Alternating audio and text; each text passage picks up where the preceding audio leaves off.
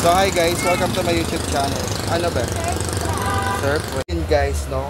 Ang dami pa rin naguguluhan sa expenses. So kasi hindi naman talaga lahat guys is alam din mag-business, no? Sa 8 years ko sa sari-sari store. So ito yung explanation ko sa expenses pag gagawa kayo ng sales report guys. So ang expenses guys, ito yung perang hindi na kumikita, no? Yung nilabas mo na, kunyari bill ng kuryente, binigay mo sa tita mo, pangbayad mo sa mga tauhan mo, ayun ang tinatawag na expenses. Kaya baka naguguluhan yung iba guys. Ito lang naman, disclaimer ko lang naman guys, baka naguguluhan yung iba kasi nakikita ko sa mga posts ng ating mga kasari, ang lalaki ng expenses nila, or totoo bang expenses talaga nila yun? Ayun guys, yung ating disclaimer sa ating vlog about sa expenses. So expenses to, papakita ko sa inyo yung expenses guys. Diyan ka lang. Ano mga expenses guys? So ayan. Ayan yung kumain ka, ayan. Ayan guys, no? Diba? Ayan.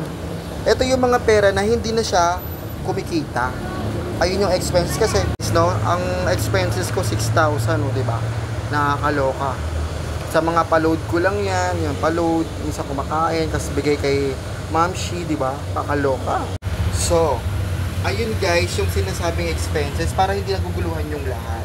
So, inano ko lang naman to kasi guys, hindi ko ma-distinguish kasi sobrang lalaki din pala ng mga expenses ng ating mga kasari. Malalaki mga groceries sila. Tignan nyo ang kinikita nila 7K, 98K, 98K yung mga sales nila. Pero ma-minus mo yun, no? I-minus mo yun sa expenses. Ayun na lang yung kinikita nila, may 6,000, 7,000 sa loob ng isang buwan. So siguro kasama na din yung kuryente, tubig, matrikula yung mga ano nila sa mga anak nila guys. Ayun guys, siguro yun. So ang laki rin pala guys, no?